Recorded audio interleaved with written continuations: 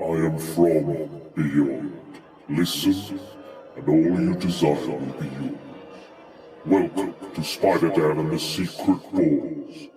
Prepare for Prattle.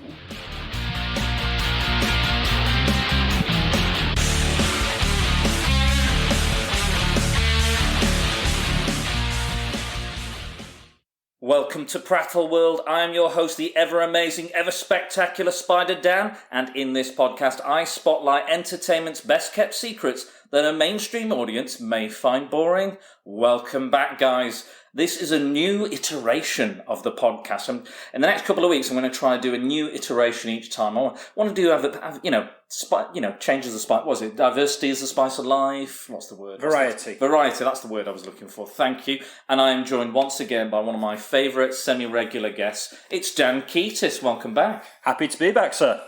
So you're going to join me today, and we are going to do the very first Comic Terry, which is us doing commentaries on animated series, episodes, and animated movies as well, based on comics. Yeah, I'm really, really excited to start talking about some comic-related animation. Oh, yes, some of the best, and I brought some over for you to divulge into. You brought over a lot, yeah. I'll be honest, out of all the DVDs I own, the most I own is animated stuff. Like, I've got this big case of DVDs, and one section, one row is purely animation. There's a lot of it as well, and I think if for people who get into comic book properties and comic book heroes from the films and want to sort of explore those characters and those stories but aren't necessarily inclined to pick up comics, I think the animated shows do a great job of diving a little deeper than the films. Yep. Because they have that long format serialized storytelling, they can do that, but also they're less involved and less sort of esoteric than the comics, because the comics can be a bit intimidating to newcomers. No, I think you're absolutely right. You know, if I saw X-Men the animated series, that got me into comics. Yeah, like, there was a good kind of breeding ground for me for all those kind of characters and the kind of the adventures they would go on, the issues they would tackle every week. And I still keep up to date for the most part with most animated series because I still have a vested interest in them, and I think the DC animated movies are incredible, still are to this day. Yeah, absolutely. Reign of the Superman, Death of Superman goes to prove that. They're still churning out some of the best stuff. Yeah, and they've got one based on Hush coming up soon, I believe, so I'm looking forward to that. Oh, I can't wait for that. Right, so should we just go for it? Should we get started? Yeah, sorry, we're probably best to introduce the subject matter. Yes, no, that is a good point. You see, I'm all over the show today. So today, the particular one we're going to be looking at is Superman the Animated Series, which is the follow-on from Batman the Animated Series, which is a very popular... Yeah, the lesser-known follow-on. And I feel the reason why sort of it's in this podcast, because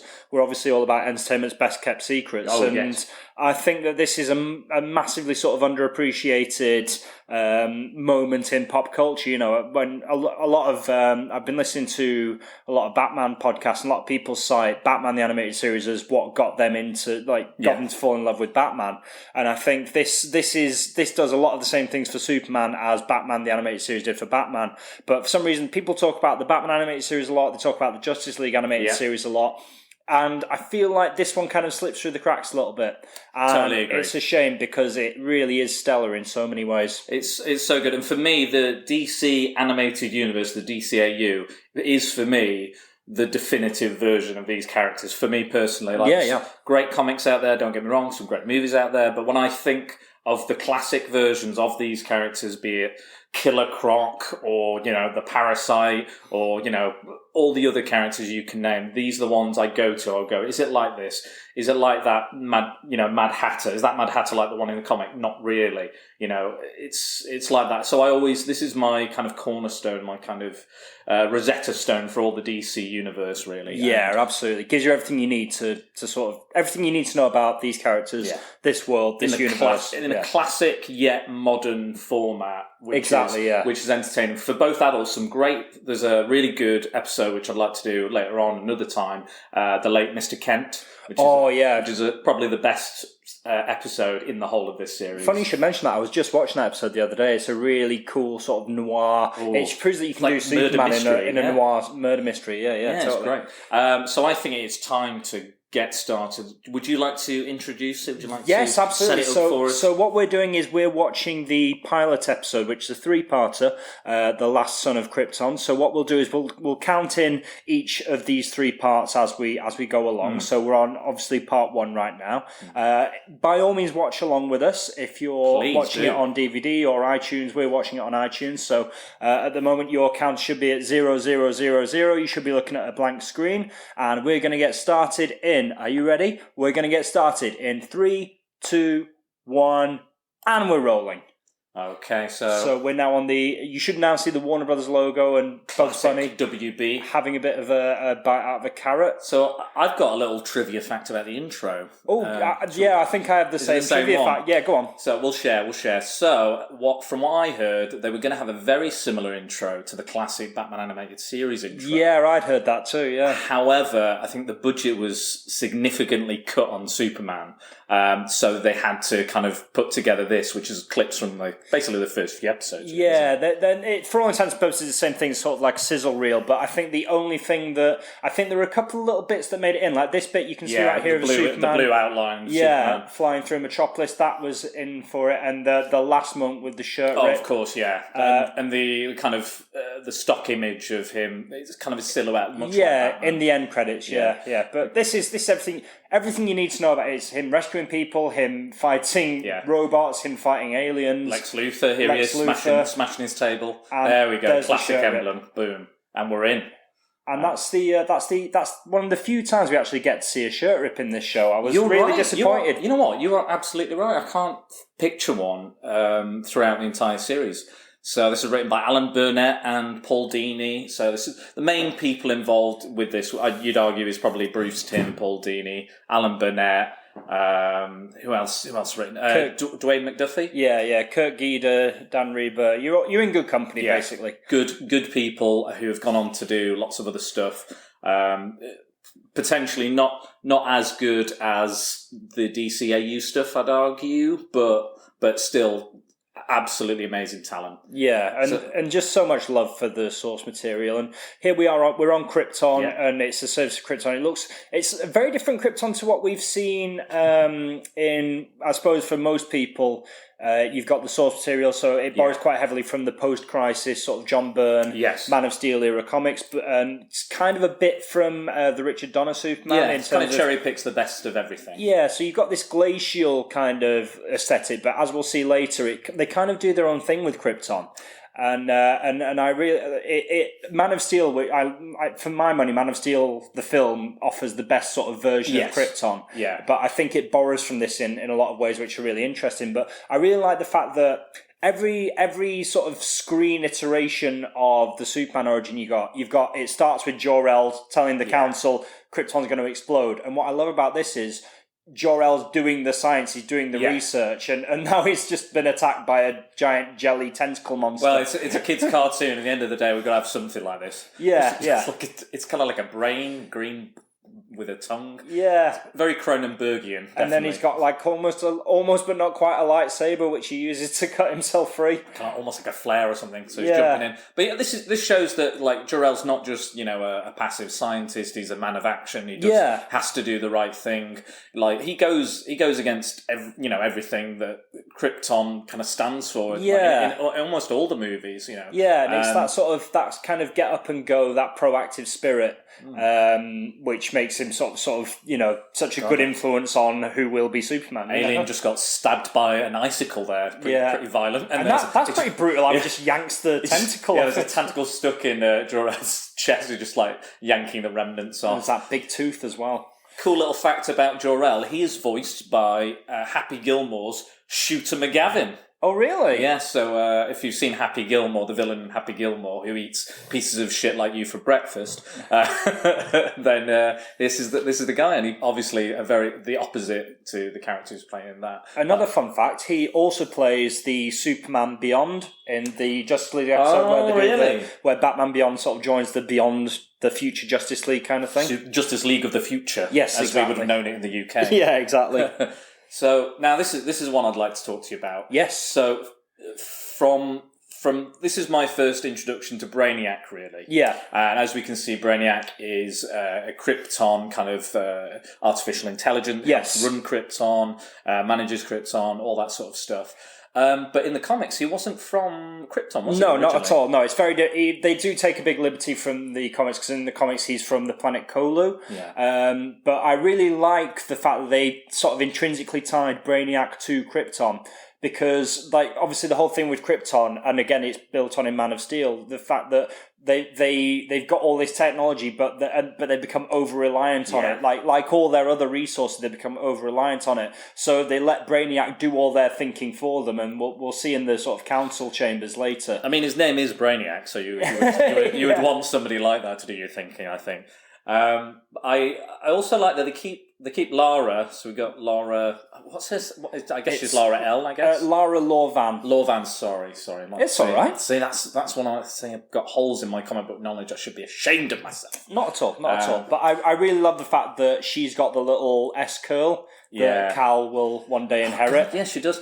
And he looks because in when he's Clark Kent, Superman's Clark Kent, he has his hair. It's totally slicked back, isn't it? Yeah, it's pretty much the exact same character model, isn't it? Very similar to Dean Cain. Very much so. Yeah. So it was kind of rough and ready, wasn't he? He was rough and ready as Clark, but then he was slicked back as Superman. Yeah, it's almost the opposite way, because I remember he had the spit curl when he was Clark Kent, but he slicked it back for. I prefer it like in the DCEU films as well. I don't like it as much how when he's Superman his hair's slicked back. I kind of liked it a little bit more tussled, like in Man of Steel. Yeah, but I think if you're flying through, the sky as fast as Superman does, it would get a little, out of place. Little crypto sort of cameo there. Yeah, unfortunately we don't see any more Krypton after this. It's a shame. Well, we see a bit of Krypton here and there, I think, in the series, and there's a great episode, probably one of the better Superman episodes that wasn't in this series. Oh gosh, Kal-El almost bought it there. The statue almost fell on him. I love the. Sorry to interrupt. No, go ahead. I love the architecture on Krypton. How they've got these sort of impossible, sort of almost kind of 50s sci-fi paperback kind of inspired.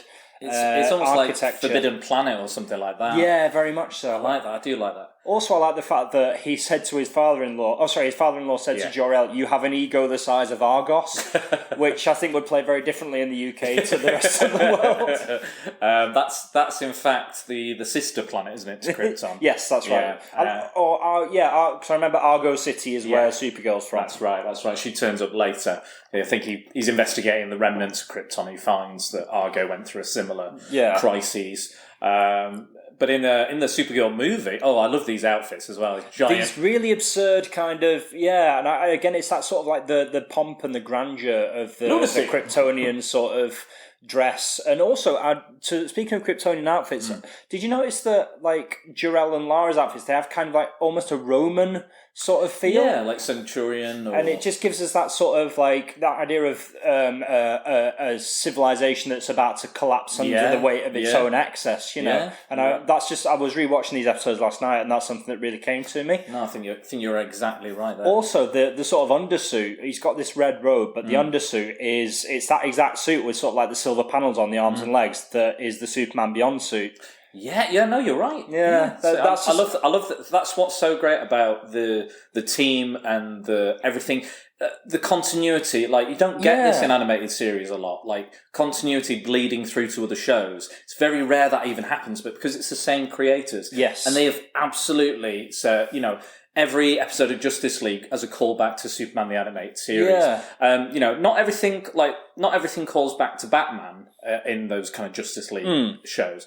There's more callbacks to Superman, arguably, like the characters like Green Lantern, Aquaman, all those kind of characters were introduced in this show. You're absolutely right. And again, that's for me. That's the system. If you don't see Superman, then you shouldn't really watch Justice League. I think you can, obviously you can, and it's acceptable and it's great and it's very good. But I think it richens the experience for you to see those connections. Yeah, and in terms of like the stylistically and the visuals, this is kind of like a midway point between the two, because when you get into Justice League, they're doing a lot more sort of digitally, but in the Batman animated series, it's much darker because obviously it's all drawn on black paper, and the character models are a little bit thicker. little bit wider, whereas here everything's a little bit more They've still got the big square heads, but everything's a little bit more streamlined, a little bit sleeker. I do like Bruce Timm's style. I always have. Always will. Very Jack Kirby inspired, and he loves Jack Kirby, and you can tell, especially in this series where they introduce the new gods and Darkseid and everything, and they kind of build up to Darkseid. They don't kind of drop it on you straight away.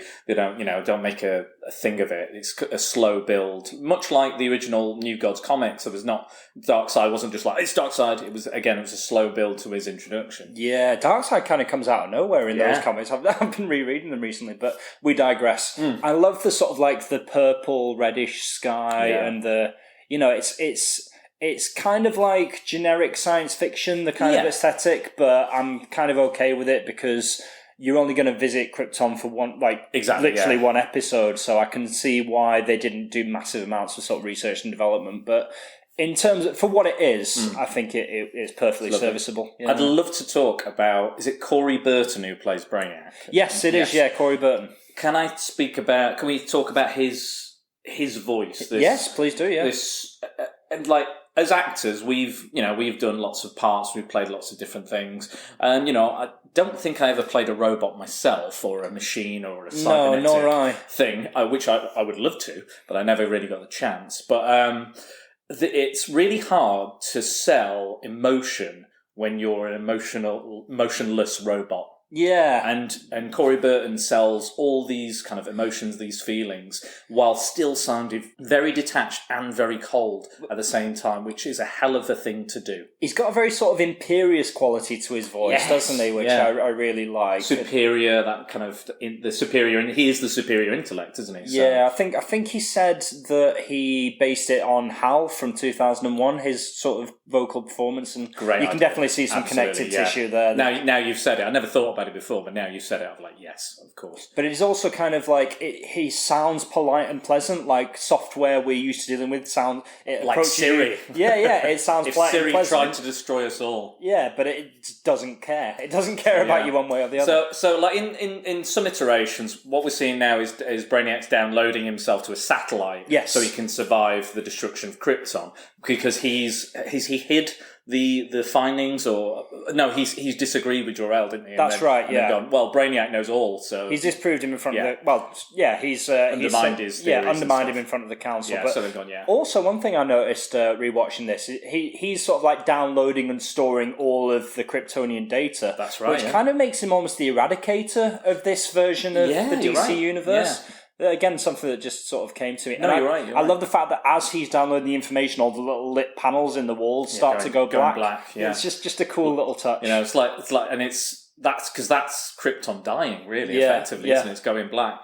But that's the thing I think that tears at Kal-El later on, or Clark later on, because he can't destroy the last remaining things to do with his home world. Like it's a part of him. To destroy Brainiac, to destroy a part of yourself. Yes. And your heritage and the legacy that was left behind, which is tricky, but he manages to do it, I believe. But not in this episode. I think he comes into contact with Brainiac much later.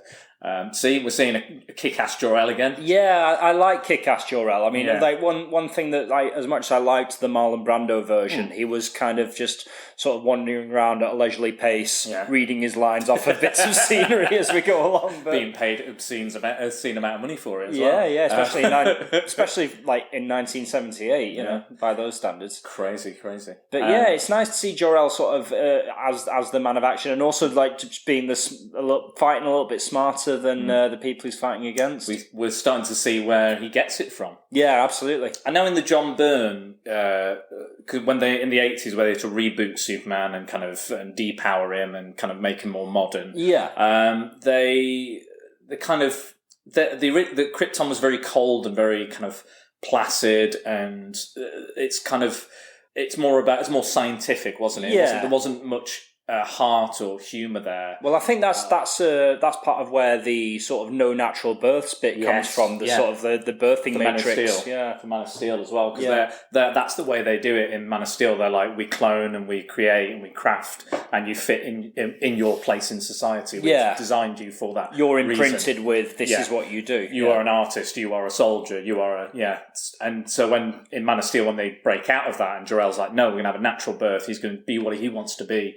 Which I think is quite interesting, but I'm glad they didn't go with there's a birthing matrix, isn't there?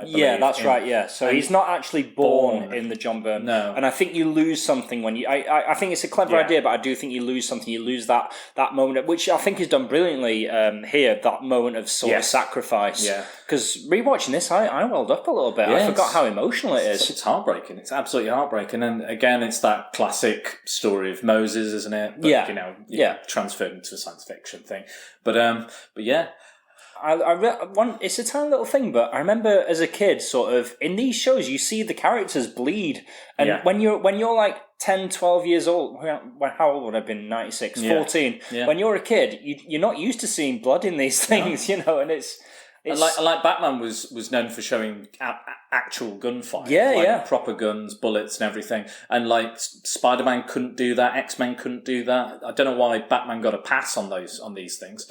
Oh, just go to sleep. I think it was. Yeah, I really like that little sort of go to sleep device. God, I need one of those. Jesus, that'd be brilliant. I don't know if you can use it on yourself. One thing about Lara's hair, she's got this little metal thing at the bottom, and I just keep thinking, how does that work? Like, how is there a metal thing on the bottom? Is it clipped into her hair? Is it holding her hair? Is her hair that thick that it can support a little round bowl? I can't remember the character's name, but I do like the father-in-law, the actor who plays the father-in-law. I think his name's. I don't want to say it's not Tony Todd because that's another guy, but I think it's Todd something or something Todd.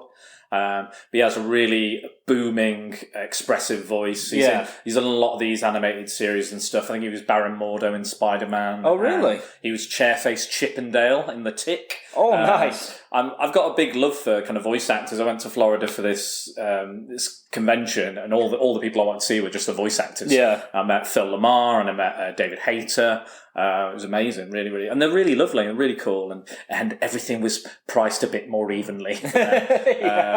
Val Kilmer's, autograph was £80, or $100 or whatever the exchange rate is. I was a bit like, no, I'm not fussed. Yeah.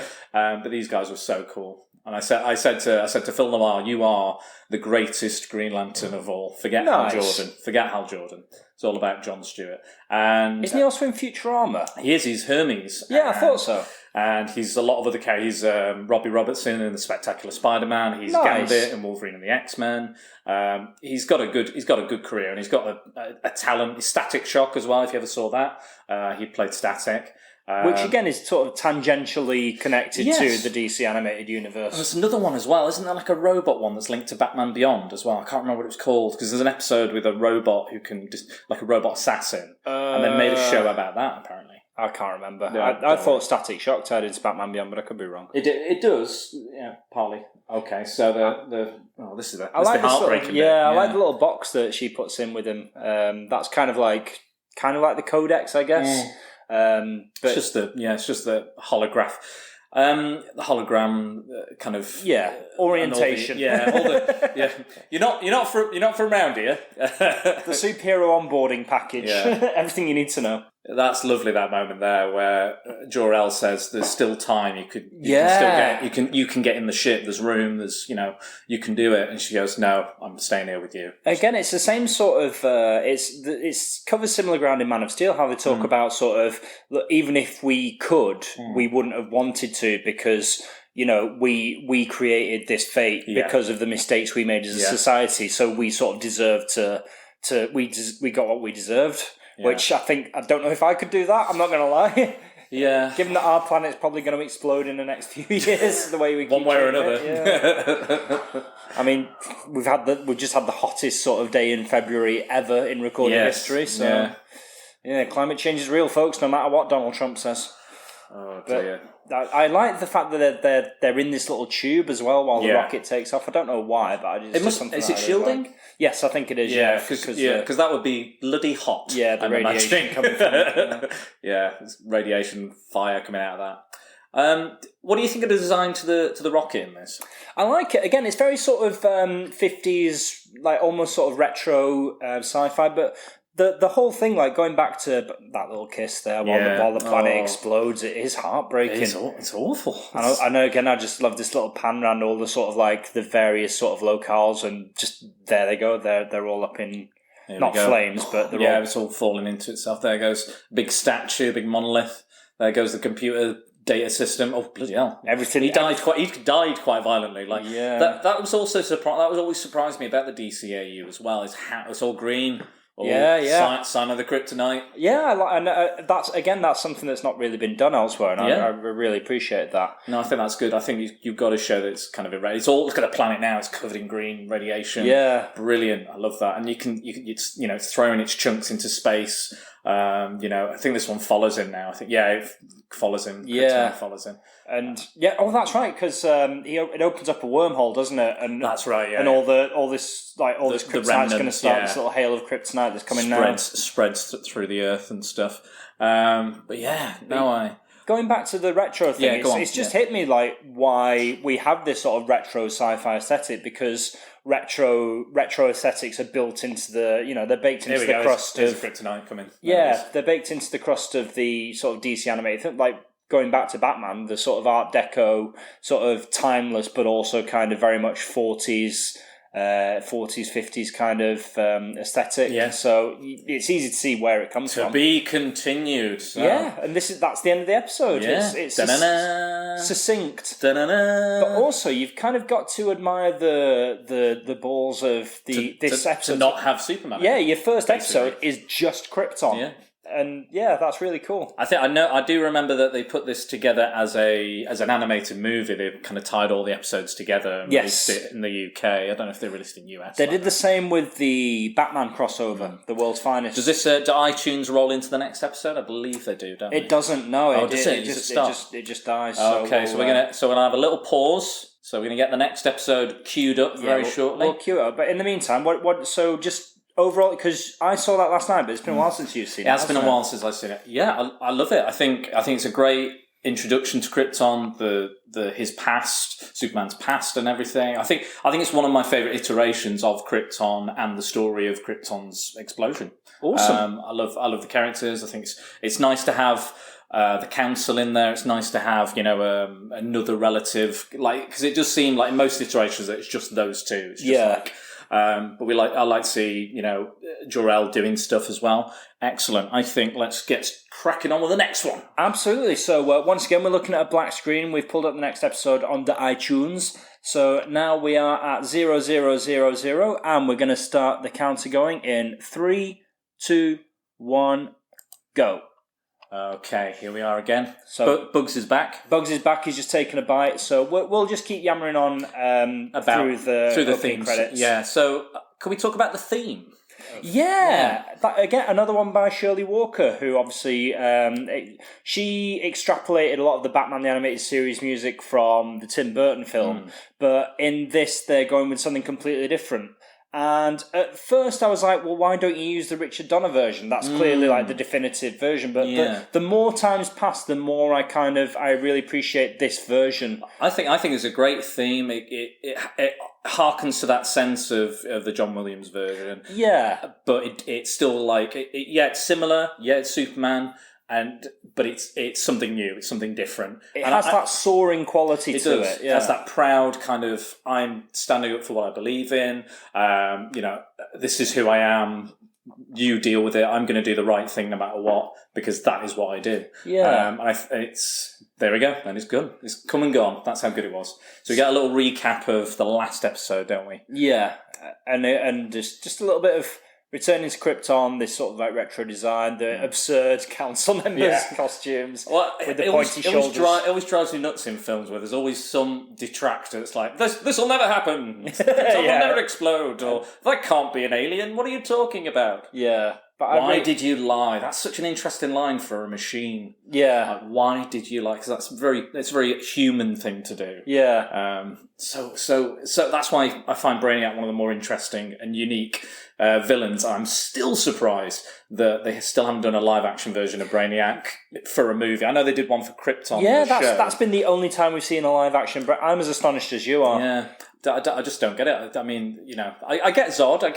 I'm interested in Zod. I like Zod, but Brainiac would be the go-to one for me. Yeah, and thing is, there's only so many times you can do the alien invader thing without it getting stale. Oh, so God, yeah. I think the way you make Brainiac work is what they did in the Grant Morrison run, which is Brainiac has always he's been here for quite some time. Oh, really? Sort of biding his time. I still need to finish that. I started it, but I didn't. I think I've read the first issue. The sort of New 52 run on Action Comics. Where he wears really the t-shirt and stuff. Yeah, blue jeans Superman. I really like it. We're seeing little Kal-El, baby Kal-El. Also the name of Nicolas Cage's son. Yes, so I heard, and Henry Cavill's dog is also called Cal. Really? Yeah. Fun fact. Here we go. So, I love the Kents. I don't know about you, but I absolutely love the Kents. Like, as someone who grew up sort of watching this and the Lois and Clark series, I love the fact that he'd always come. You just have Superman sort of sipping a cup of coffee in this sort of Midwestern family kitchen. That always sort of appealed to me. I love that he always went to them for advice, no matter what he was dealing with, be it Metallo or his insecurities about revealing his secret identity to Lois Lane. He would always go back to Mum and Dad, and that's a very human thing to do, I think. Yeah, and it's something that I think something that really differentiates Superman from Batman. And for some reason, in recent years, a lot of creators have tried to sort of pull away from that. We've had the Kents killed off over and over again. I don't like it. Or at least Jonathan Kent killed off over and over again. And I think you lose something in that. I think you do lose that sort of wholesome... Because Superman doesn't need... His entire planet exploded. Yeah. He doesn't need another layer of tragedy on top of that. Exactly right. Superman's not who you go to for tragedy. This is a great kind of... This is a kind of... a love letter to adoptive parents as well. Yes, absolutely. There's a lot of amazing parents out there that do not have children. They're not born from their loins, what have you. Good use of the word loins. Yeah, they not come from that, and they are some of the best parents in the world because that is who they are, and they want that child so much, and they love those children. And you don't have to be, blood related to love a child in any form. And that's, I think this is a really nice spotlight. So every time I see Superman, I'm very sad if I see one of the Kents dead. Yeah. As good as some of the stories are, I think Superman Brainiac is a really good one with Jeff Johns, Gary Frank. Oh, yes. It's a really good story. And there's even an animated movie about that, actually, Superman Unbound. Yes, which is, massively very, very underrated. And I think we will definitely look at that in the future. Absolutely. But yeah, I'm always a bit gutted if one of them's dead, I'll be honest. I also like the fact that she mentions Christopher and Kirk as possible suggestions for Clark's name, which are obviously Christopher Reeve and Kirk Allen, who have both played Superman in live action. Oh, wow. Yes. Yeah. I just thought, I don't know, I was just thinking Captain Kirk, I think. Oh, right, okay. Yeah. So we get to see a bit of teenage Clark, a bit of Smallville. Yeah, and a bit of Lana Lang as well. Yeah. And we don't get an awful lot of it, but I do like this relationship. And I'm not sure, but his voice sounds a little bit like Will Friedle, who was Terry McGinnis. Yeah. So I don't know if, in fact, I'll have to look that up. Yeah. I don't know if it is, but it does. It has that same sort of energy. It does, that youthful kind of vigor to it. I really like the relationship. There's a later episode with Lana in where she's dating Lex Luthor. Yeah, she's a fashion designer, isn't she? LL versus... No, LL was going out with LL. But yeah, that's a weird thing in Superman comics. There's a lot of LLs, isn't there? Yes, I think... I think it's... Even Laurie Lamaris, who was the mermaid that Superman went out with for a while. Yeah. That was that's one relationship they've not revisited in the last few years. Just scrolling through IMDb, Malcolm McDowell is Metallo. Oh yeah. I had no idea. That's a good pull. He's actually, I think he's actually in this episode, isn't he? I think he makes his first appearance in this episode. Yes, he does. Yeah, very much. But yeah, I think someone once said to me that Superman is actually three people. Yes, he is Kal-El, son of Krypton. He is Clark Kent, son of Smallville, and he is Superman. Yeah. And I think that is absolutely spot on. And I think that speaks to all of us as well. Like you hang out with different people, you spend time with your family, you are a different person. Oh, big time, yeah. No matter who you spend your time with. And you're still the same person, you're just like a different iteration of that person. Yeah. And I feel like that. Like when Clark goes home, he's very much at home, he's the farm kid, Yeah, I think that's my favourite version of Clark Kent, the sort of like in blue jeans and a sort of flannel shirt. Yeah. With his glasses off, just sort of like helping out around the farm. He's throwing like a ball for Krypton. He's flying a million miles away to catch it. Yeah, that's the real Clark, isn't it? Yeah, and like again, like he doesn't even think. We've seen this huge explosion, huge crash in Smallville, and Clark's just thrown himself in the middle of it, and his powers are emerging. Yeah, I think they even made a joke about looking at the girls' locker room. Yeah, we were rambling through. We were rambling through. That's quite a risque joke to put in, like this sort of stuff. I remember in the Justice League, there's one where the Flash says something like, "I'm the fastest man alive," and Hawk Girl goes, maybe that's why you can't keep a girlfriend. I'm sure there's one episode where the Question and Huntress are having phone sex. They're not having there's an allusion to phone sex. Mm. But and like the fact that you've got teenage Clark throwing himself in these situations, he doesn't know. Like a lot of people see Superman stories and go, "Oh well, yeah, well he's indestructible." Like at this point, he doesn't know that. And there's a really good.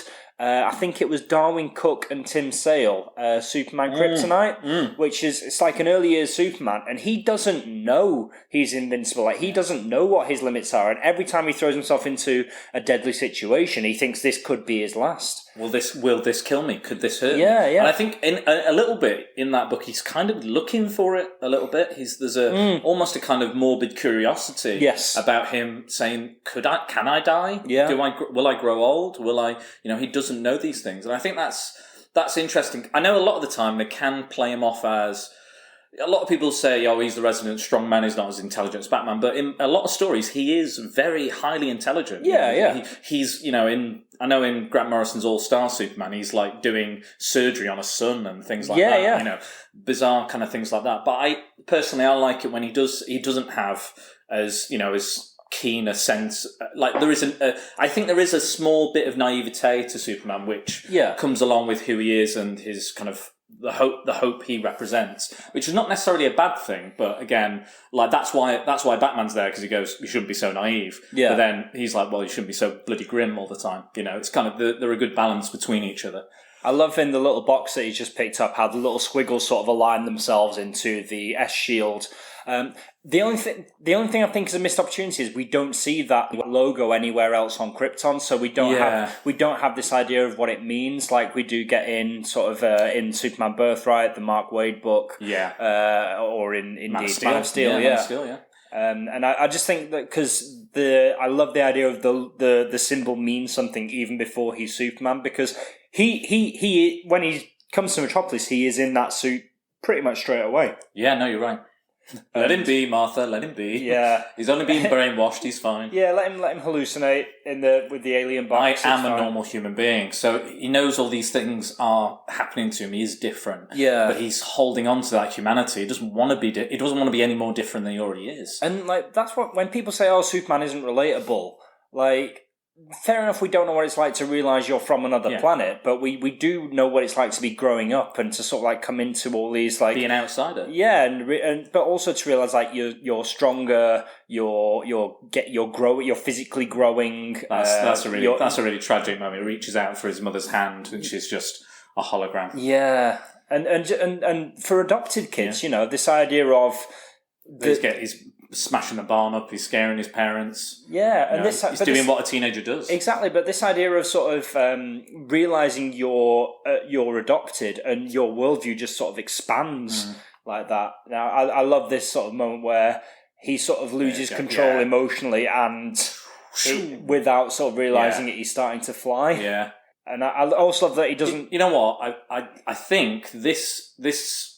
I know it's clearly not the same, but I actually prefer this Smallville scene to the Christopher Reeves one.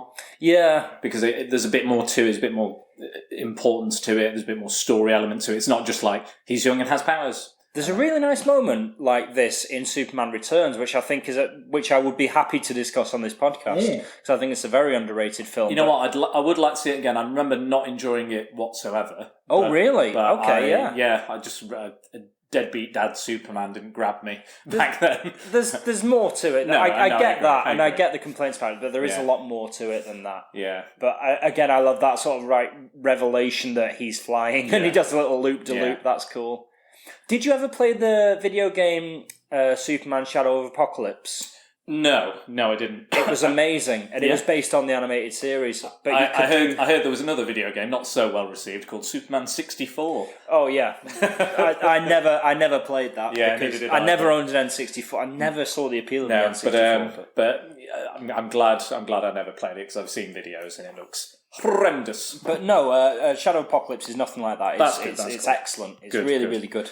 I'm trying to remember. There was one I remember. Did play a Superman game that my mum's boyfriend's very much like Superman and very interested in Superman. But yeah, I'm not sure if I can't remember what it was called though.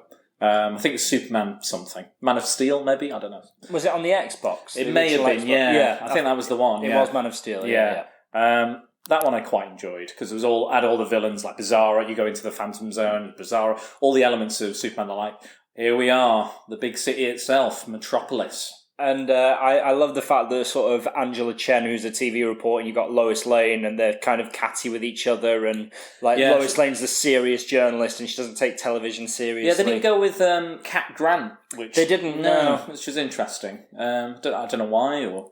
Big Blue Angel. Well, that's basically what he is, I guess. Yeah, I love that they're introducing Superman through the point of view of the people he saved straight away. Through the eyes of a child. Yeah, well, and also it's kind of like what they did in the Sam Raimi Spider-Man, how before we see Spider-Man... All the talking heads. Yeah, we get all the talking heads sort of discussing him as news, basically, as a phenomenon. I think Dana Delaney is actually the longest-serving Lois Lane of all time. She's incredible. And she's so great in this. When I read Superman comics, it's her voice that and she was in, I'd never seen her in real life until I saw Desperate Housewives. She's in a lot. She works hard and she's a very good actress. And I think in this, and she's kept it up. She's done it. She did it here. She did it in Justice League Unlimited, all the way through. And she was a strong presence, and it's always nice to see her and hear her voice. She's even Andrea Beaumont in Mask of the Phantasm. Batman Mask of the Phantasm. She has one of those voices. She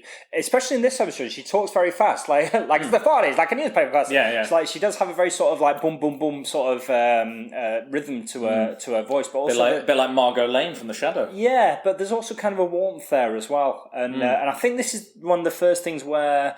The great and benevolent Mr. Luthor. Yeah, exactly. I think this is one of the first things where you see Lois Lane refer to Clark as Smallville.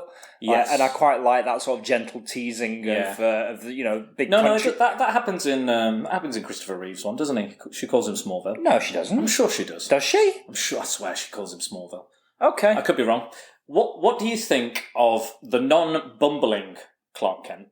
I think you can do both. Yeah. I think for me, sort of the best version of Clark Kent is he's not the sort of the doofus who's always like tripping over his feet or whatever. He's just the guy. Jimmy Olsen's just done. Yeah, he's just the guy you look past and mild-mannered.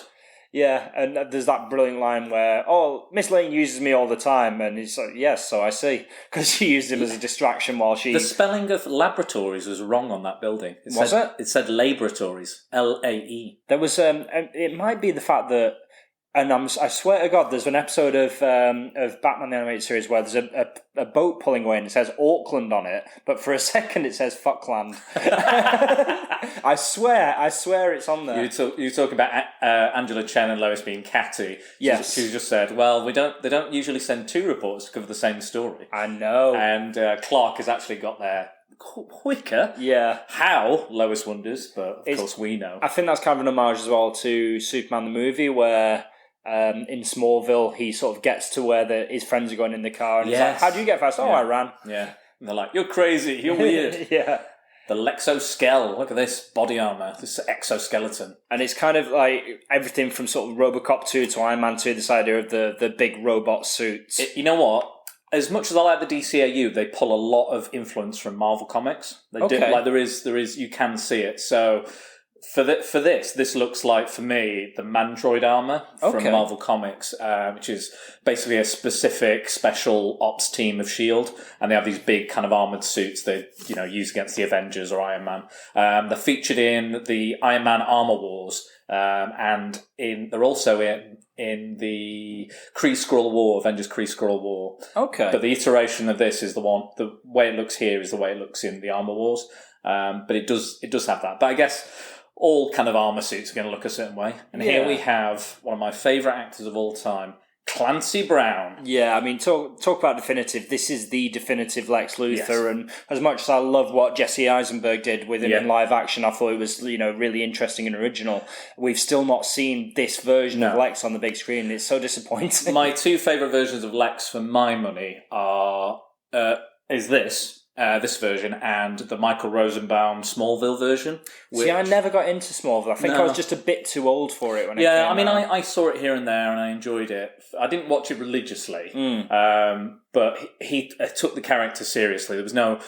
as much as I like the other Gene Hackman, I'm not a massive fan of the Jesse Eisenberg version. However, I can see what they were trying to do with it, but I'm not interested in the kind of, used car salesman Lex Luthor, the jokey, bumbling, over the top, quirky Lex Luthor. I'd rather have a serious, evil, jealous, manipulative Lex Luthor that I've read in the comics. There we go. We did get it. I think that's the only one in the whole series. Don't expect that to see that again. So somebody is stealing the Lex suit, the Lex Skell. Yeah, the Lex Skell. That's terrible branding. Yes. Come on. Lex Skell. And fuck it, they're just going to fly through the ceiling, because why wouldn't you? Yeah, why not? When you got armour like that. Ooh! Lois, and I think this is another sort of imagined from another imagined country, but we'll get to that. Yeah, let's go. Superman's big rescue. There we go. Not quite. You've got me. Who's got you? No. But I like it. Look at my crotch. Look at my ass. Look at my crotch shot. I don't know why, but I always liked how Superman's trunks are sort of like, they're black, but they've got a red streak, in the same way that sort of Batman's costume was black, but his cloak was black, but had a blue streak. Yeah, I think it's a good, it's obviously the classic version of the design, the classic Superman look. You don't really mess with that, I don't think, too much. But I agree. I think that was a good choice. I did listen to the commentaries on some of these episodes a few years back.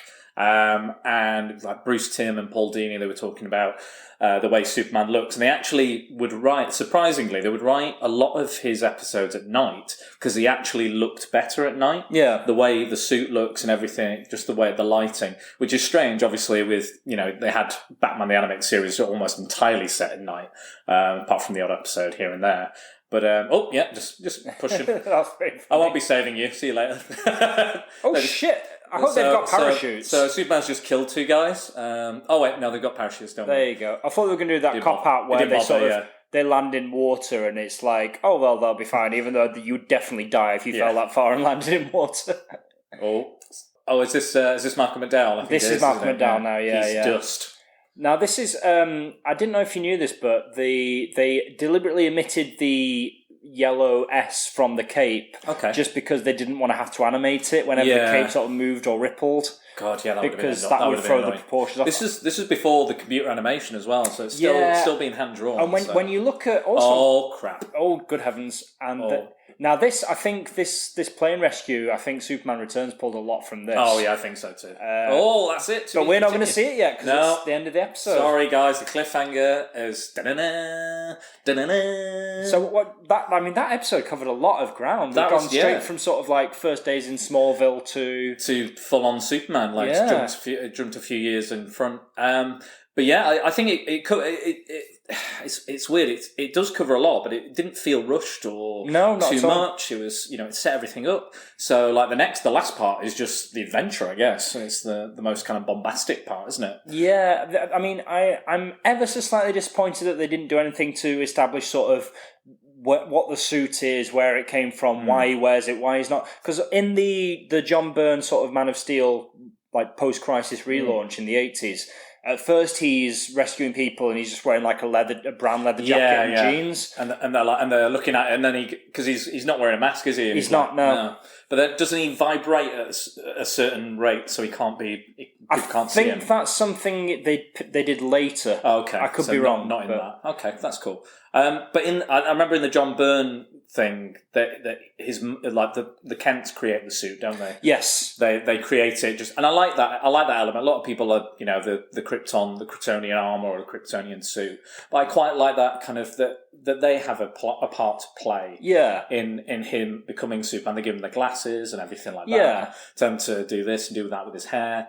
I like that they've got they have a vested interest. It's that he's their son, and they don't want him to go off and die. But he had a personal force field, if I remember, that would cover his entire body in the John Byrne run. That's right, yeah. And that's why the suit wouldn't get tarnished or ruined. Apparently we all have that. We all have a little sort of bioelectrical aura that, because otherwise just dirt and shit would stick to us and dust would stick to us all the time. Oh my god, that sounds awful. It keeps magnet for filth. Yeah, it just keeps stuff off us apparently. Cool. Right, should we crack on with the last one then? Yeah, let's crack on with the last episode. So we're back again to 000.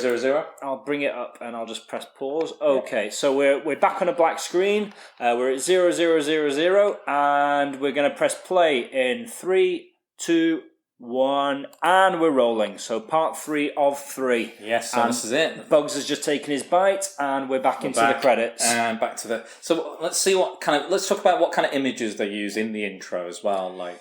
It's everything you need. You've got Krypton blows up, Kent's picking him up, Smallville for Superman. A second, and then boom, Superman. This is Superman. And there's even the bit where he's sort of like the Neil Adams style. He's shrugging off the chains, the wrap around him. Yeah, he's holding the flames there and pushing the flames. He's carrying Lois, classic.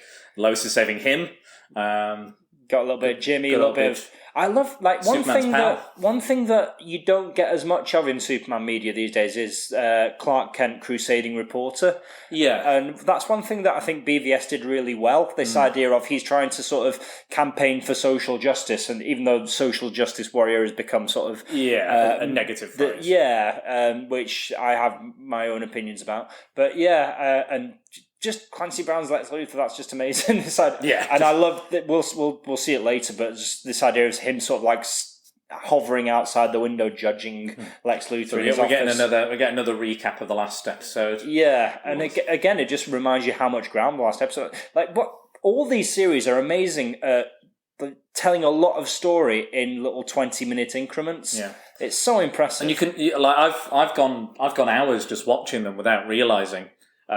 That I've watched, 3 hours of them. 9 episodes have gone by, and I've gone, oh god, I need to do something with my life.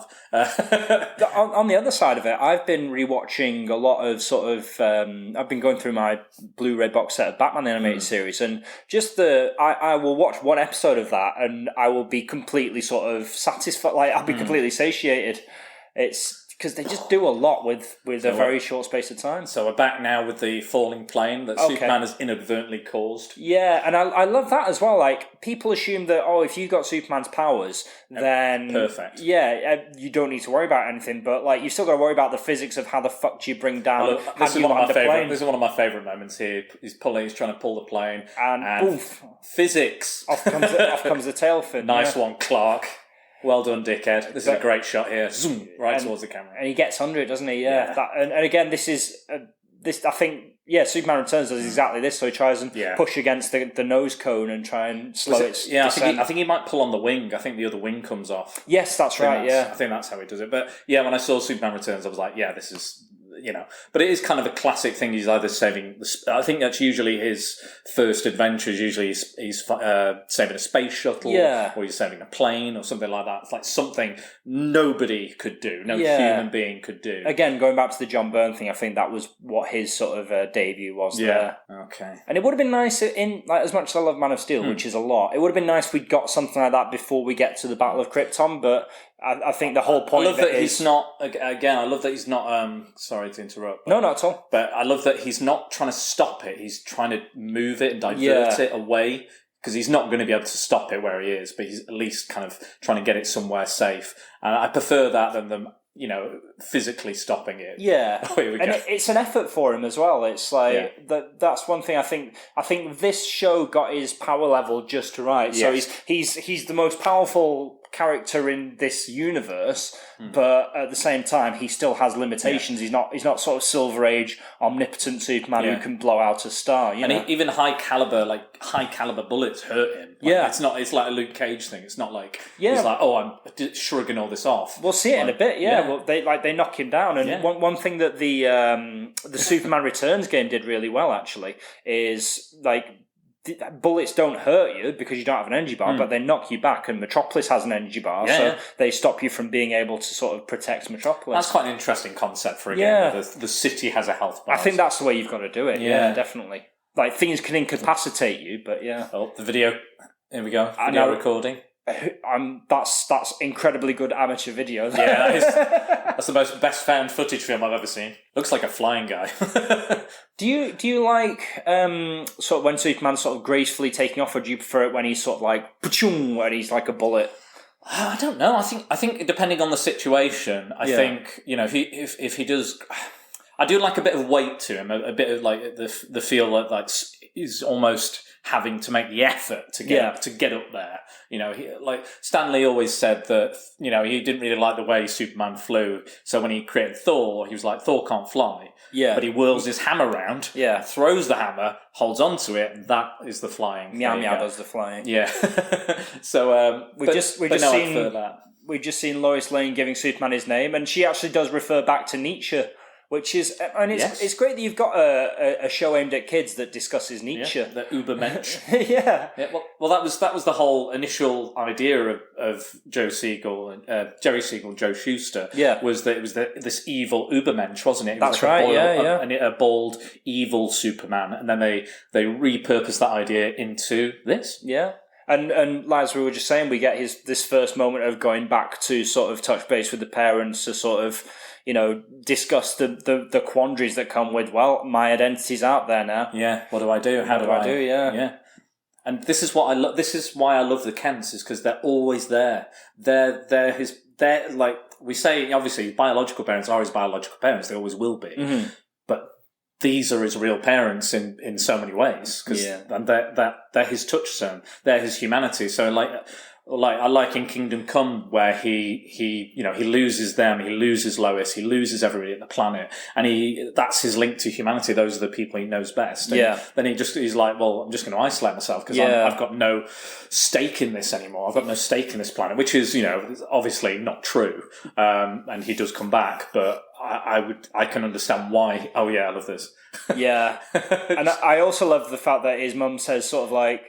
We had some brilliant lines in that scene. Yeah. I love the fact that, like, Clark Kent is who you are, Superman just helps out a little. That's the opposite of Batman. You know, I love that. He is Clark Kent. He's not. Superman is the persona. But yeah, you're right. It's the other way for Batman. But I love the fact that his mum said, talk to the press, get them on your side, help them get to know you a bit, because like that's why he doesn't wear a mask. He wants people to trust him. He wants to be as transparent as possible. Because if an alien flew down from outer space, would you trust them straight away? Would you understand them? Would you would you be a bit suspect? This is a good package. This is like the perfect package, and it's almost too good to be true. This is a guy who just doesn't lie. He's honest. He's helping out for no selfish reasons at all. Would you trust that? Yeah. In this day and age, you wouldn't. I think we would if he charged us. I think if we got there was a subscription fee. Yeah, but do you know what I mean? Yeah. That's the world we live in now. Yeah. If we're paying for it, then fair enough. That's why Luke Cage works very well, because he just charge for his services. Oh, we got Lex Luthor having a lovely massage with loads of other people in the room. It's very unusual, but he runs the world. And didn't they? Is this where they bring up the fact that he and Lois used to go out? Mm. And I really like that, and that was one of my favourite things in Lois and Clark as well. His dick is clearly out here. Like that towel is tiny, his dick is hanging out. Yeah, but also he's like, look at my man muscles. Yeah, by the way I work out, that's Lex in a he is the Ubermensch. I've always liked buff Lex. Yeah. Well, he's like, I'm the pinnacle of brains, I'm the pinnacle of human perfection, and then Superman comes along, and I hate that because he has all these gifts that I don't have. It is an interesting thought. Yeah. When this came out, obviously the skin tones are very different on all the characters. Yeah. So when this came out, a lot of fans thought that Lex Luthor might be an African American. Yeah, from what I gather, I think this version of Lex is modelled on Telly Savalas. Okay, yeah, that makes sense. Because the big lips, the big nose, of course, the like defined eyebrows. But yeah, you could, if you wanted to read it that way, you certainly could. Yeah, definitely. And I don't think anybody. I think the creators were not aiming for that necessarily, but they weren't against it. They were like, if you want to see Lex Luthor as an African American, that's cool. It's like Harvey Dent in the Batman series. Exactly, like he could be, because I think Billy Dee was still Harvey Dent at that point. Like he could be black, he could be Hispanic. He's sort of ambiguous. And and unfortunately today, if someone did that in an animated series, there might be, well, if it was as high kind of exposure as most of these films are, some horrible group of people will probably kick off and go, let's not. Venomous people, which is... Let's not. No. You need only look at what's going on with Captain Marvel at the minute to realise how shit people are. People are a bit shit on the internet. Is it Kazakhstan? Not Kazakhstan. Kaznia. Sorry, I was going to say Kazakhstan. I love that as well. It's like Nairobi. Yeah, Nairobi. You make up countries because you don't want to alienate anywhere where you might want to export your... Here's a very little used character. Bibbo! Which I really like. Bibbo. I love Bibbo. Is it Bibbo Bibowski? Bibbo Bibowski, yeah. I love him. He's he's a big Superman fan. He's a good guy, but he's quite... I really enjoy simple, honest, good characters. Like Happy Hogan is very similar to Bibbo Bibowski, and in so much in Iron Man he was he's a boxer. He was a relatively down to earth guy. He's not super smart like Tony Stark, but he's still a good man, and he's not, and I like characters like that. Even some of the villains like Sandman, from Spider-Man, I really love, and kind of salt of the earth, down on their luck kind of people. Yeah, they're just dealing with it day to day, but they're trying to do the best they can, and they're inspired by people like Spider-Man or Superman or however. But yeah, I just he's a really underused character in the rest. They did have him in Reign of the Supermen recently, which I really enjoyed. I love that his bar is in Hobbs Bay, which is basically like Metropolis's equivalent of Crime Alley. Is it Ace of Clubs, the bar, I think it's called? Yes, that's right, yeah. They call it Suicide Slum. Suicide Slum, yeah. I really like Suicide Slum as well. That's a really underused... I like the whole... have you ever read the Lex Luthor autobiography comic? Yeah, by Lee Bermejo and Brian Azzarello. Yeah. No. There's another one. There's an earlier one. And it's basically it's about a down on his luck reporter that kind of decides to do the autobiography of Lex Luthor. He starts looking into his past, and he starts finding out where he's from. So he finds out he's from Suicide Slum originally. Oh, and I've got the comic if you want to borrow it. Yes, definitely. And basically, he starts interviewing people that Lex knew throughout his life, and then Lex gets wind of this and kind of tries to shut the autobiography down. I love it. But yeah, I'll lend you that. I think you'd really enjoy it. I really like this scene where Lois is using a combination of charm and audacity to sort of like, and that to me is Lois Lane. Like she's not sort of she's not acerbic. She's not she doesn't like. She does piss people off, but in all the right ways. I love how cheeky she is. Like you don't get anywhere in life if you're not a little bit cheeky, and she is quite cheeky. And I love how John Corbin's trying to sort of charm her and failing miserably. Exactly, yeah, because he's a horrible, horrible creep. But yeah, we see a little more of John Corbin later on in the series. But yeah, so what's the plot of this? I do forget a little bit. It's something about Kaznia and... Okay, so they basically are trying to steal Lex's... I can't even remember. They're trying to steal Lex's suit for reasons. That's all you need to know, really. I think, isn't it something like there's a civil war going on or something, maybe? Yeah. Use? Oh, that's it. They want him... Lex Luthor arranges with them for the suit to get stolen... so that he can get commissioned by the government to build more... Right, to fight the Kaznians. Yeah. Right, I see. Cool. So they reverse engineer it, or supposedly reverse engineer it. Yeah, it's one of those everybody just jumping out the window. As you do. Just as you do. Hey, where'd you go, Clark? Just jumping out the window. I love when Clark falls out the window and oh yeah, Superman caught me. I'm fine. Yeah. You make a big mistake. Yeah, this is pretty big. If you're kidnapping Lois Lane, you should get used to having Superman come along and fight you. There's an episode later on where I think it's the Batman Superman crossover where like Lois Lane's on a plane that gets hijacked and they say, "What's your name?" and she says Lois Lane. She's like, "The one Superman always saves. We've kidnapped Lois Lane. Oh no!" And is that a guy? Doesn't he? Superman rips open the. Oh yeah, he's bulletproof, guys. He's bulletproof. That's so cool as well. That's a really good and I love anything. We do take it for granted, the bulletproofness. Yeah, like it would be quite shocking to actually see that in real life, and that's quite scary as well. Yeah, the glowing eyes.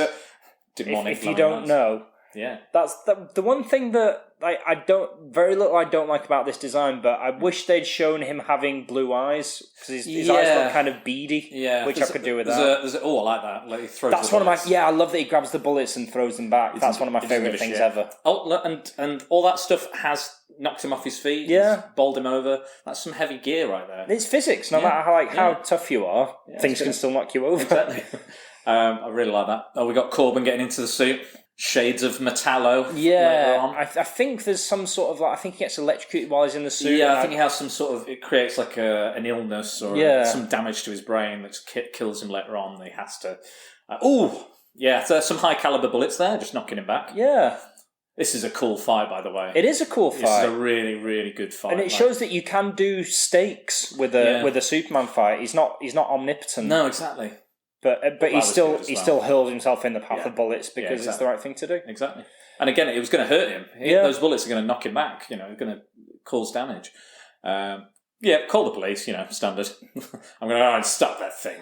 It's like I imagine it's like being shot with a rubber bullet. Like, it's not going to kill you, but it'll really hurt. Yeah. I love that big jump there from the shot. It's cool, isn't it? It looks like twists. The top half twists. Yeah. It's kind of like Ed 209 a little bit. A little bit like Ed 209. Yeah.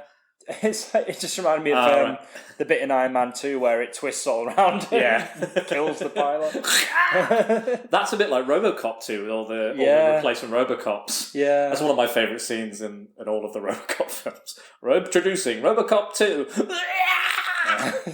I love that the suit sort of electrocutes itself when he gets on it as well. Yeah, it's got all these kind of design... But again, this I'm just going to walk away. He's probably dead. It's this idea of Superman testing his limits. Bloody hell, look at that kick.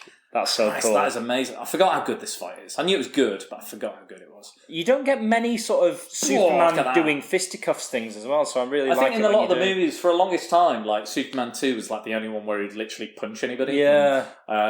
Superman 4, but we don't talk about that. No, we don't. I love that he ejects the cartridge and it goes it goes through the window. Car, and it's like that's causing damage as well, just from ejecting. But it's just a little visual cue of like how powerful this thing is. Yeah. Because if you don't do that, then you make Superman look like a bit of a pushover. Oh, yeah. Oh, see, it keeps... Yeah, it's really giving it to him. The bullets are really doing. It's knocking him down. He's actually physically looking for cover. Shredding a cement mixer. That's so cool. Yeah. Still pick it up, though. Oh, no, he's going to go for the gas tank. Stupid move, my friend. But it's not because he doesn't know he can just lob it at him like that. No! I do love Michael McDowell in pretty much anything. I think he's got a great voice. Just fantastic. I mean, you only have to go back to Clockwork Orange. And exactly. Like that. He does one of my favourite intros to a film is Gangster Number One. Have you seen that? Yes, I have. Yeah, doesn't Paul Bettany play the younger version? That's right. Yeah, and he basically is at this big soiree and he's taking a piss and he's put a champagne glass down next to the urinal. You can see him accidentally pissing into the champagne glass. That's right. Yeah. Goes to pick it up, looks at the camera and goes to drink it, and he looks back at the camera and goes, "What do you think I am? I can't." I was like, that's probably one of the best openings of all time. Very, very, very not in line with what we're seeing here. Very much not. But it's a good entry. I would highly recommend Gangster Number One as well. This suit is armed to the teeth. God, he's got napalm, he's got missiles, he's got He's really guns. Kicking Superman's ass. Like, considering, did we ever see it? No, we do. Yeah, in kind of Justice League, we see Lex have a kind of suit, don't we? He has his own I was going to say, look at that. This idea of a green robot suit does kind of call back to the sort of Lex battle armor, battle suit. This fight is amazing. It is really good. This is so good. I forgot how good it was. This is why I wanted to do it, because I hadn't seen this in so long, and it is one of the most... Oh, yeah, pull his arm off. And hits him with it. Go on, hits him with it. He doesn't hit him with it, he rips the other arm off and... Yes! There you go, knocks him on his back with it. Yes, brilliant. Fantastic. Oh yeah, backflip. Why not? In a big robot suit. This is quite an agile. This is a good machine, and Superman is still being it, wobbling. This is like Ed 209. It's like Monty Python and the Holy Grail with the Black Knight. I'm invincible. You're a loony. I love that it's not even using his super breath, really. He just blows it over. Yeah, I like that. That's really cool. And this, I think this is where he gets injured, isn't it? It's like messes with his brain or something. Oh yes, that's a badass Superman. Shall we go a few rounds without the suit?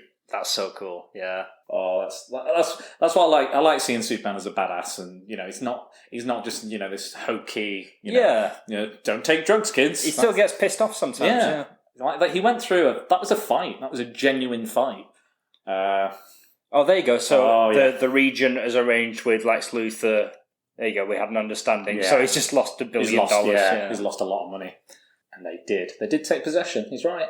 And you just see in the background just Superman hovering, and it just shows you can do badass Superman. Yeah. It's almost a little bit creepy as well. Like, it's a little bit like, almost like a horror character sneaking up behind you. But also, it's that idea of you think you're up here inscrutable in your ivory tower, but I can see you. I'm always watching. See you, yeah.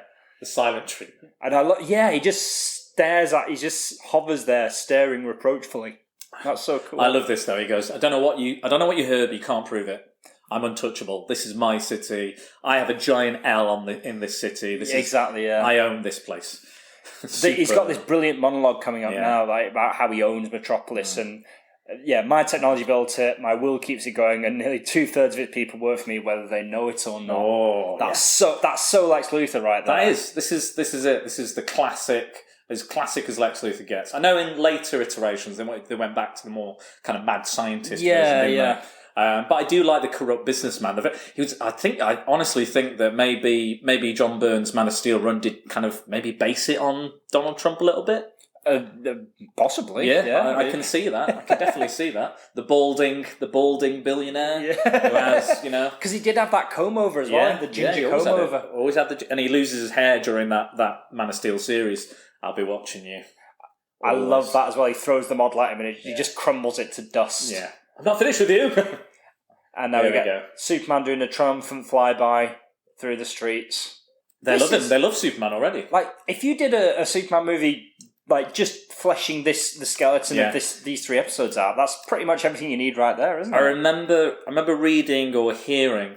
Is that the end? Oh, no. No, we got... This is sort of like the post-credit sequence before there were post-credit sequences. Yeah, you're right. I forgot about this. You've got these alien sort of space adventurers, and they see this little innocuous pod. What could that be? Can't be.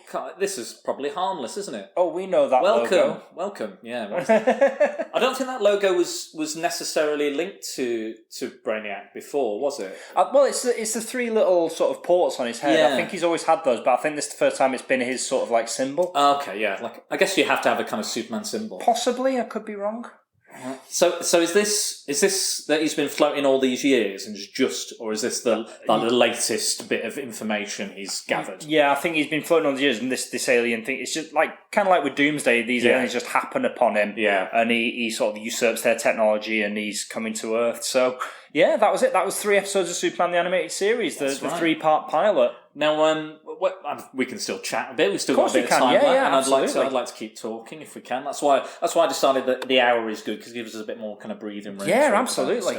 I think I heard again. I listened to these commentaries a few years ago when I first got them, and I think initially what they were going to do was we saw at the end that Superman was being cheered, he was being celebrated. But I think initially the idea was they were going to go the route of them mistrusting him and not being, like he's an alien, we're not sure what he'll do, we're not sure why he's doing it, blah blah blah, and then we're going to go that kind of mistrustful route, and it sounds interesting. It sounds a unique idea. However, they were like, it's Superman. Yeah, you can't really do that. You can't, like this. The Spider-Man and the X-Men, sure, they can kind of get away with it. Yeah, but I think with Superman, you do have to be. He's a guardian angel. He comes out, he does all these things without being asked to, without being, no one's requiring him to do them. He just does them because I think it's well trodden ground. I know they briefly did it in the Lois and Clark show. I think they did something like how Superman was causing global warming or something like that.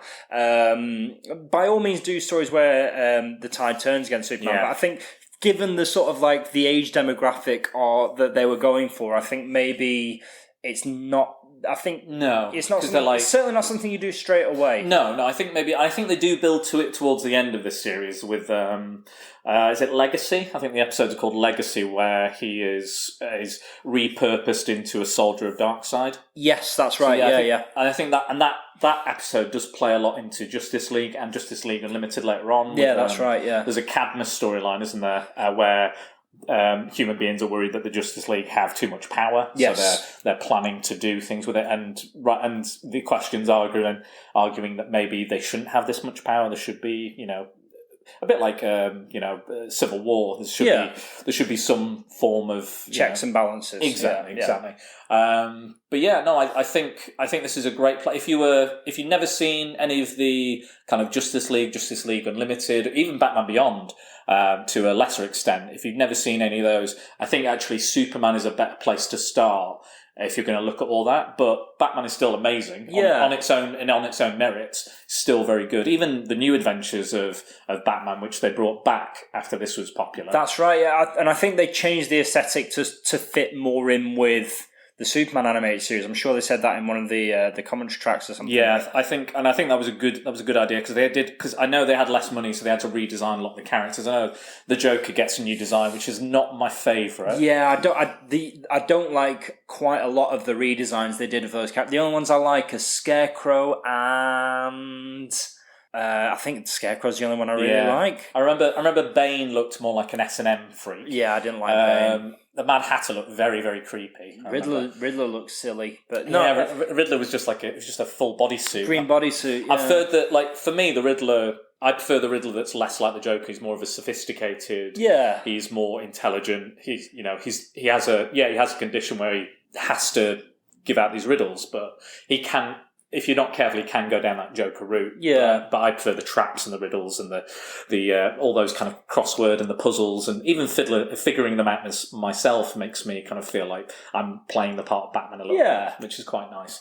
But you're absolutely right. This is the sort of explosion outwards into a DC animated universe, because we had, I think, 3 years of Batman, and then this. No, wait, 4 years, because this was 96, I believe. Yeah, you're right. And so this sort of like made the world a little bit bigger, and like you said, introduced the Flash, introduced Kyle Rayner, Green Lantern. I love that Flash episode. Introduced Aquaman. Superb. Yeah. So it kind of grows from here. If you're, I do like the Justice League show. Sometimes I think it kind of falters because they go with a 2-episode.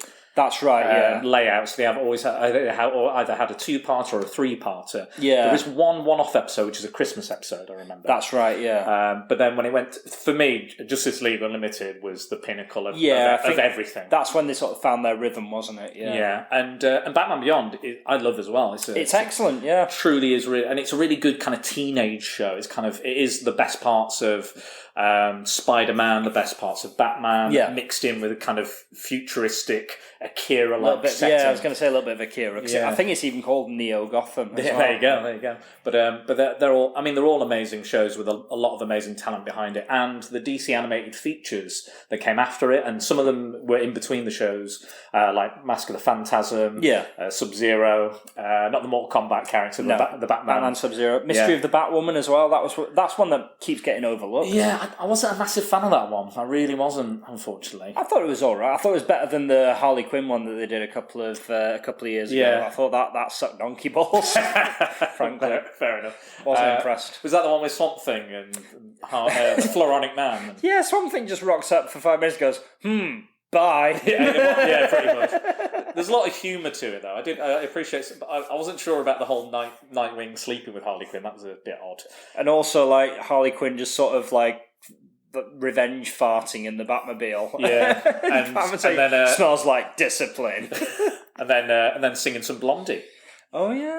Do you know what? I'm going to give it a rewatch because I actually watched it relatively recently. I thought it was okay. I didn't think it was, but I think you have to go in with that like-minded attitude that it is a comedy. It's not to take it too seriously. I think I would have enjoyed it a lot more if it wasn't very sort of explicitly this version of those characters. Yes. I think if they didn't have it, like the visual trappings of that the Bruce Timm verse sort of, and Kevin Conroy, Lauren Lester.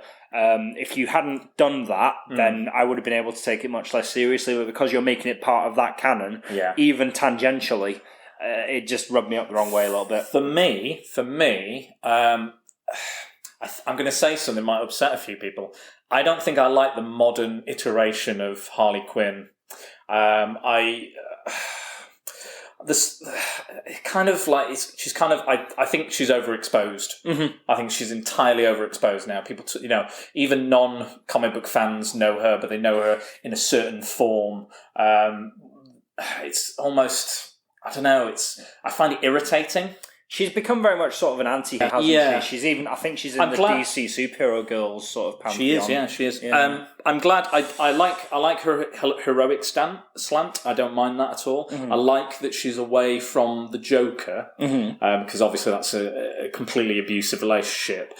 So I like those elements, but everything else, the modern humour, the overt sexuality of the. I mean, the character's always been overtly sexual anyway. I think to a point, but it's almost too much now. Okay. I feel like we do. I mean, look at Suicide Squad and even that animated movie as well. She's almost become a caricature of herself, I think. A little bit, yeah. I see where you're coming from. And I just don't appreciate it a lot. I mean, those original episodes that feature Harley Quinn are amazing. Mad Love, all those kind of things are really good. And I think they really nail the psychology of the character and the fun. And I love that Harlequinade is a great episode. I think there's another Harley and Batman teaming up episode, and those are some fun episodes and good episodes and great spotlights for them. Harley and Ivy, that was a great episode. Another great one.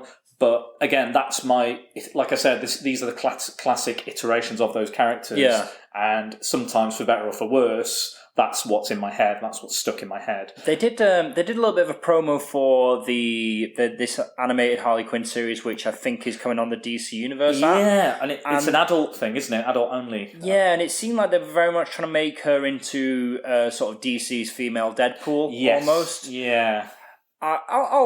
I'll go into it with an open mind. It's the blonde Kelly Kuko from Big Bang Theory. That's correct. Yeah, she's playing the part, and I think what's his name? I can't remember his name.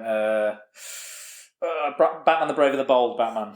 Dietrich Bader. That's the one. I love his voice. I think he's back as Batman. Yes, I believe so. Highly recommend Batman the Brave and the Bold if you're after a really kooky, zany kind of love letter to the Silver Age of comics. And if you're interested in other DC characters you've never seen before but love Batman, it's a really, really, really good show. Which, again, I think we'll spotlight on this in the future if you'd like to join me again. Absolutely, yeah. I had a great time, yeah. I have a huge love for animation as it is. And like I said, I've got a massive list of, a massive pile of DVDs, from Dragon Ball Z to The Tick, all these kind of weird and wacky things. It's all good stuff.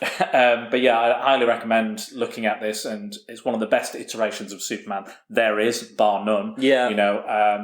And it's highly, highly underrated as a show, and it's forgotten, unfortunately, because of the popularity of Batman Beyond, Justice League, and they're all, and again, all great, all connected. But I think this is the best place to look at that ever expanding DC animated universe, and kind of it's the taking off point. Yeah.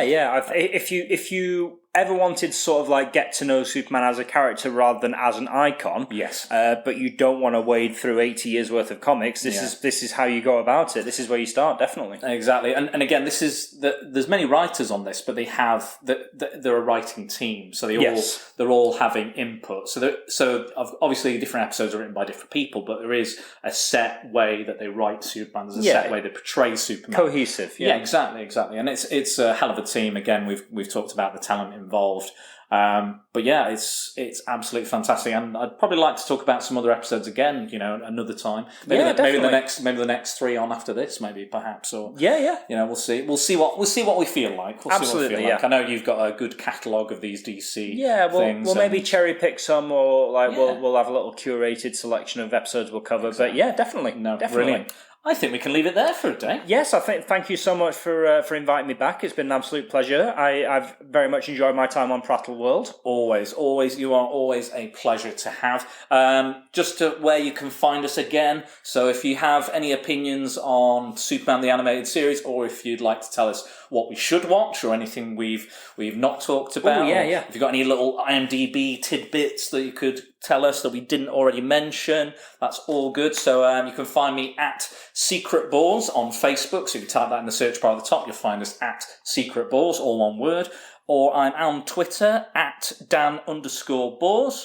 And I'm also, where else am I? Where the podcast is available on Spotify, YouTube, Podbean, iTunes, Stitcher, you name it. It's pretty much on all of them. I've curated it so it happens, so everyone can find me from all over the world. But yeah, it's been an absolute blast. Please do come back, because you are one of my favourite guests to have. I'll be happy to return to Prattle World anytime. Fantastic. Well, that has been us. I've been Dan. He's been Dan. Goodbye. Bye.